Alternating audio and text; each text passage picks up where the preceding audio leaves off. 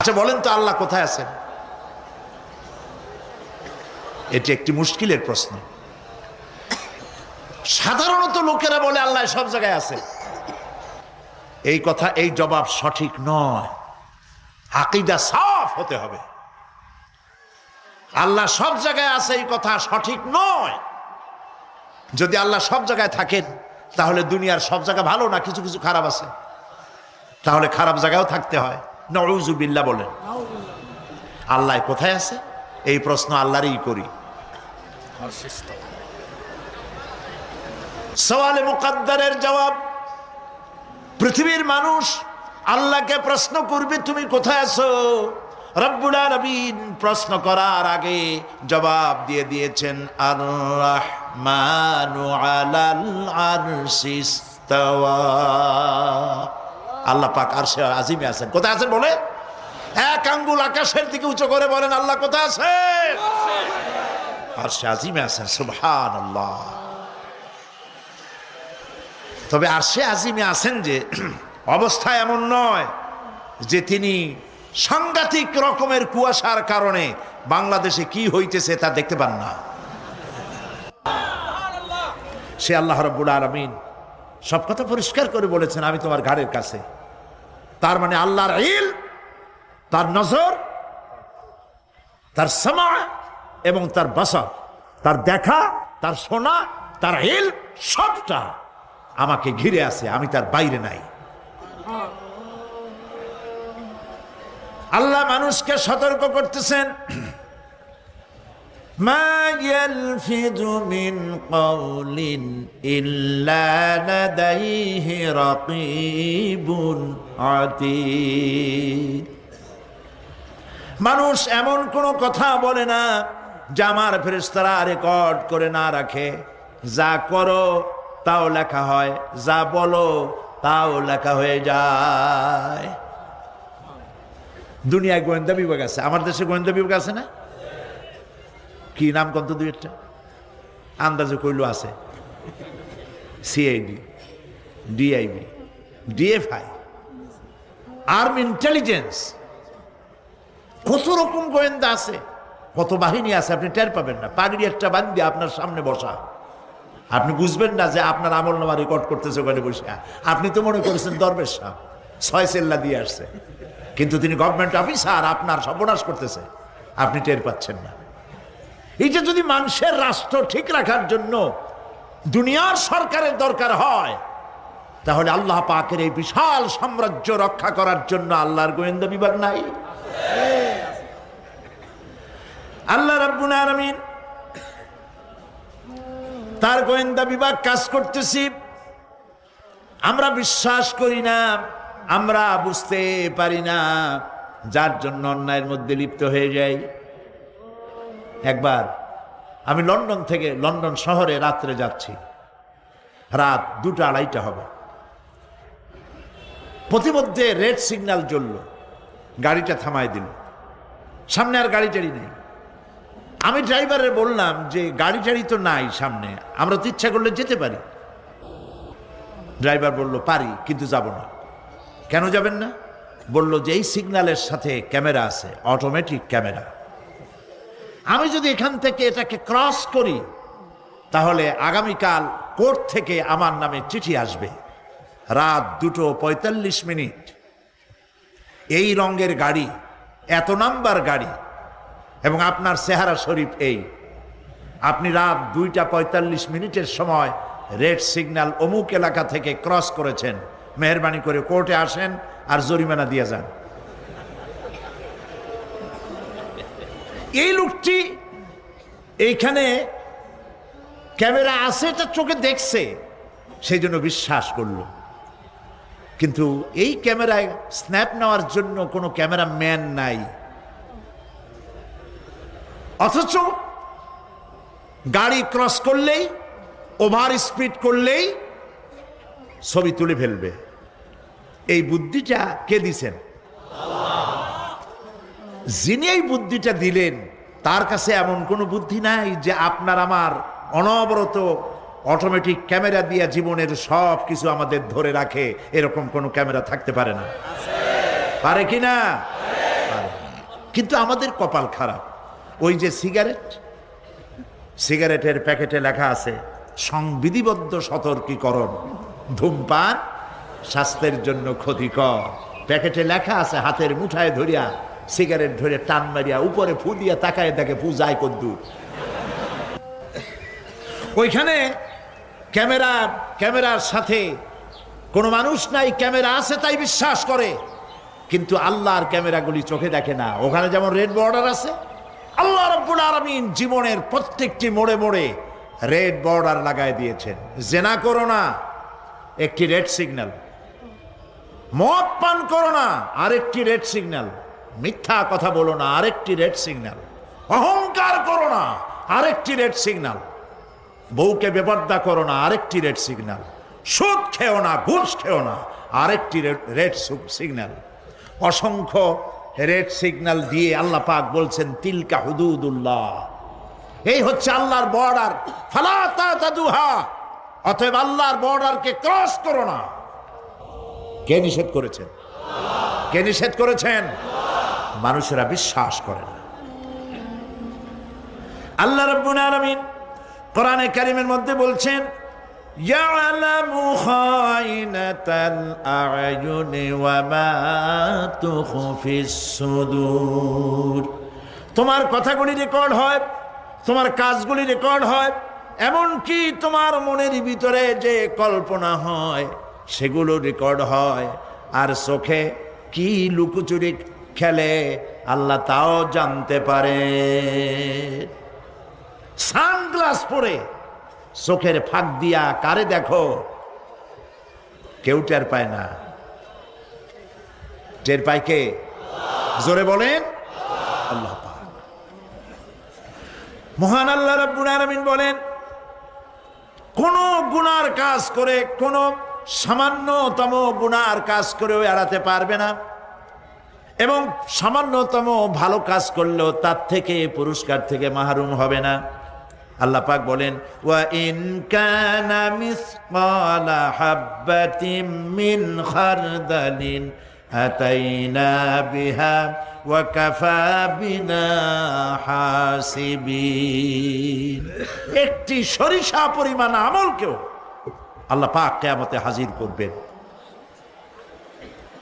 হিসাব নেওয়ার জন্য আল্লাহ পাক বলেন আমি যথেষ্ট। সুবহানাল্লাহ বলেন। হিসাব নেওয়ার জন্য আল্লাহ পাক যথেষ্ট। হযরত ওমর রাদিয়াল্লাহু তাআলা আনহু আমিরুল মুমিনিন, খলিফাতুল মুসলিমিন হযরত ওমর ইবনুল খাত্তাব বলেন রাদিয়াল্লাহু তাআলা আনহু, সুবহানাল্লাহ। কোথা থেকে আল্লাহ কোথায় নিয়ে গেছেন? নবীর হত্যা করতে আসছিলেন, আর আল্লাহ তারে কোথায় নিয়ে গেছেন? সুবহানাল্লাহ। নবীজি বলেছেন লা নবিয়্যা বাদি ওয়ালা রাসূলা, আমার পরে নবীও হবে না, রসুল হবে না। যদি কেউ নবী বা রসুল হইতো, কে হইতো? ওমরে আল্লাহ নবী বানাই দিতেন। সুবহানাল্লাহ। সেই ওমরের কতটুকু জানি আমরা? অনেক কিছুই জানি না। খালি ইসলাম কবুল করছিল কেমনে, এই ঘটনা ছাড়া অনেক আলেমরাও জানেন না, ইল্লা মাশা আল্লাহ। যারা পড়াশোনা করেন তারা জানেন। ইখওয়ানুল মুসলিমিনের, ইখওয়ানুল মুসলিমুন এর ওস্তাদ, এর মুর্শিদ ওমর তিলমিসানি রাহমাতুল্লাহ আলাইহি, তিনি হযরত ওমরের এক জীবনী লিখেছেন। জীবনীর নাম হলো শহীদ মেহরাব ওমর ইবনুল খাত্তাব। কি বলেন, দারুণ নাম না? খুব সুন্দর নাম, শহীদ মেহরাব ওমর ইবনুল খাত্তাব রাদিয়াল্লাহু তাআলা আনহু। মেহরাবের মধ্যে তিনি শহীদ হয়েছিলেন। এটি আরবি বই, আরবির থেকে উর্দু হয়েছে। এটি বাংলায় ছিল না, আল্লাহর মেহেরবানি এটা বাংলাও হয়ে গেছে, আলহামদুলিল্লাহ বলেন। শহীদ মেহরাব ওমর ইবনুল খাত্তাব, আল কোরআন একাডেমি, লন্ডন। হযরত ওমর রাদিয়াল্লাহু তাআলা আনহুর এই বহুল বিশাল জীবনী গ্রন্থ বের করে বাংলা ভাষীদেরকে কৃতজ্ঞতা পাশে আবদ্ধ করেছে, আলহামদুলিল্লাহ বলে। সেদিন কোন উপায় থাকবে না, সেই কিয়ামতের মাঠ। واتقوا يوما لا تجزي نفس عن نفس شيئا ওয়ালা ইউকবালু মিনহা শাফাআতুন ওয়ালা ইউখাযু মিনহা আদলুন ওয়ালা হুম ইউনসারুন। সেদিন কেউ কারো সাহায্যে এগিয়ে আসবে না। প্রিয় ভাই সব, অসহায়, এর ইংরেজি হচ্ছে হেল্পলেস। সেদিন গত শুক্রবার এক পুলিশ সমাবেশে আমার জুমার খুতবা ছিল, কয়েক হাজার পুলিশ ছিল সেখানে। আমি আলোচনার মধ্যে এই আলোচনাটা সেখানে আসলো। বললাম এই পৃথিবীতে আক্ষরিক অর্থে কোনো মানুষ হেল্পলেস হয় না, অসহায় হয় না। কেউ না কেউ সহায় হয়েই যায়। হয় স্বামী, না হয় পিতা, না হয় ছেলে, না হয় মেয়ে, না হয় আত্মীয়, না হয় সরকার। কেউ না কেউ সহায় হয়েই যায়। একেবারে হেল্পলেস এটা পৃথিবীতে হয় না। অসহায় কারে বলে? কিয়ামতের মাঠে মানুষ তা টের পাবে। আল্লাহ তাআলা কিয়ামতের দিন তুমি আমাদেরকে অসহায় করে দিও না। কিয়ামতের দিন তুমি আমাদের জন্য সহায় হয়ে যেও। আল্লাহ পাক বলছেন সেদিনটি ভয় করো, যেদিন কেউ কারো সাহায্যে এগিয়ে আসবে না, কারো পক্ষে কোনো সুপারিশ গ্রহণ করা হবে না, কারো কাছ থেকে কোনো বিনিময় গ্রহণ করা হবে না, কাউকে কোনো সাহায্যও করা হবে না। ইন্না লিল্লাহি ওয়া ইন্না ইলাইহি রাজিউন। আল্লাহ রাব্বুল আলামিন বলেন لن تنفعكم أرحامكم ولا أولادكم يوم القيامة। কিয়ামতের দিন তোমাদের আত্মীয় স্বজন, তোমাদের সন্তান সন্ততি তোমাদের জন্য কিছু মাত্র কাজে লাগবে না।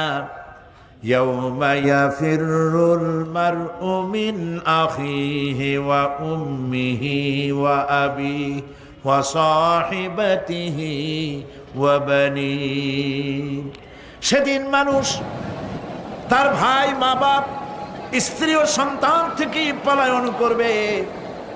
সেদিন প্রত্যেকে নিজ নিজ অবস্থায় পতিত হয়ে যাবে। পিতা তার সন্তানকে পরিচয় দেবে না, মা তার সন্তানকে চিনবে না, সন্তান তার মাকে চিনবে না। মানুষগুলি দৌড়াতে থাকবে, পালাতে থাকবে, কেউ কারো সাহায্য সেদিন করতে পারবে না। আমার প্রিয় ভাইয়েরা, সেই কিয়ামতে আল্লাহ পাক আমল নামা আল্লাহর আদালতে মানুষের সামনে পেশ করা হবে। পার্থিব জীবনে মানুষ যা কিছু করেছে কোনো জিনিস লুকায় রাখতে পারবে না, সব প্রকাশ পেয়ে যাবে। কিয়ামতের পূর্বেই আল্লাহ রাব্বুল আলামিন সব কিছুকে রেকর্ড করে রেখেছেন। আবারও বলছি, আল্লাহ পাক কোনো কিছু গোপন রাখেন নাই। কিভাবে রেকর্ড করছেন? وَكُلَّ إِنسَانٍ أَلْزَمْنَاهُ طَائِرَهُ فِي عُنُقِهِ وَنُخْرِجُ لَهُ يَوْمَ الْقِيَامَةِ كِتَابًا يَلْقَاهُ مَنشُورًا। প্রত্যেকের ভালো মন্দ কর্মলিপি আমি তার গলায় ঝুলাই দিছে। আল্লাহ পাক মানুষের গলায় একটা টেপ রেকর্ডার লাগাই দিয়েছেন। সুবহানাল্লাহ বলেন। সেই টেপ রেকর্ড আমার এই যে বক্তৃতা ভিডিওতে ধারণ করা হচ্ছে, টেপে ধারণ করা হচ্ছে। এই বুদ্ধিগুলি কে দিছে? আরে ভাই কথা বলবেন তো আল্লাহর নাম জোরে না। এই বুদ্ধি কে দিয়েছে? যে আল্লাহ বুদ্ধি দিয়ে আপনার আমার কথা রেকর্ড করাইতে পারে, সে আল্লাহ পাক আপনাদের আমার সাথে অদৃশ্য একটি টেপ রেকর্ড গলার মধ্যে ঝুলায় রাখছেন। এটা বিশ্বাস করবেন না? কিয়ামতের দিন এই রেকর্ড তার সামনে আল্লাহ পাক বলেন একটা কিতাব ওপেন করে দেব, তারপরে বলা হবে ইকরা কিতাবাকা কাফা বিনাফসিকাল ইয়াউমা আলাইকা হাসিবা। তাকে বলা হবে নিজের কর্মলিপি পড়ে দেখো, আজ তুমি নিজেই নিজের হিসাবের জন্য যথেষ্ট। পড়ো, কোথায় যাবা? জাহান্নামে যাবা না বেহেশতে যাবা? তুমি নিজেই তোমার হিসাব করার জন্য যথেষ্ট। সুবহানাল্লাহ। সেদিন কোনো সাহায্যকারী পাওয়া যাবে না, ওকালতি করার জন্য কাউকে পাওয়া যাবে না। বিশ্বাস করুন, বিশ্বাস করুন, কোন পীর সাহেব, কোন খাজা বাবা কিয়ামতের দিন আপনার আমার উপকারে আসবে না, আসবে না, আসবে না। নিজেরে বুজুর্গ বানাইয়ে মানুষের সামনে পেশ করছো, তোমার এই হাল হলো তোমার চাল। মানুষের পয়সা পকেটে ভরার জন্য এই কাম করতেছ, কেউ টের পায় না। আল্লাহ পাক ঠিকই টের পাচ্ছেন, ঠিক কিনা বলেন? আল্লাহ পাক ঠিকই টের পাচ্ছেন। বিশ্বাস করুন, কোন পীর সাহেব, কোন খাজা বাবা কিয়ামতের দিন মানুষের কোন উপকারে আসবে না। আল্লাহু আকবার। উপকার হবে কেবলমাত্র নেক আমল। ইয়া আইয়ুহাল্লাযীনা আমানু ওয়াবতাগু ইলাইহিল ওয়াসিলা। কিছু কিছু জাহিল লোকেরা এর তাফসীর করেছে পীর ধরো, যার পীর নাই তার পীর শয়তান। নাউযু বিল্লাহ। যদি এইটা সত্য হবে তাহলে ইমাম আবু হানিফার পীরকে, ইমাম শাফিঈর পীরকে, ইমাম আহমদ বিন হাম্বলের পীরকে, যারা এই কথা বলে তারা শয়তানের ওয়াসওয়াসায় নিমজ্জিত। ওয়াবতাগু ইলাইহিল ওয়াসিলা এর তাফসীর হচ্ছে আয় আমলে সালেহ, নেক কাজের ওসিলা ধরো। কি কাজের ওসিলা ধরো? নেক কাজের ওসিলা ধরো। কারণ কিয়ামতের দিন আল্লাহ পাক আরো পরিষ্কার করে বলছেন, লান তানফাকুম আরহামুকুম ওয়ালা আওলাদুকুম ইয়াউমাল কিয়ামা। কিয়ামতের দিন সন্তান সন্ততি আর সম্পদ কোনো কাজে লাগবে না, এগুলি কোনো উপকার হবে না মানুষের জন্য। আর সেখানে উৎকোচেরও কোনো কারবার চলবে না। সরিষার 1000 ভাগের 1 ভাগ, একটি কণাও যদি হারায় যায় অন্তরিক্ষে, মহাশূন্যে, সমুদ্রের তলদেশে, মাটির কোন পরতে, আল্লাহ পাক অবশ্যই কিয়ামতে তা উপস্থিত করবেন। আল্লাহু আকবার। ইন্নাল্লাহা লতীফুন খাবীর, তিনি সূক্ষ্মদর্শী। সুবহানাল্লাহ। পৃথিবীটা হচ্ছে একটি সুন্দরী তরুণী তন্নি ষোলকলায়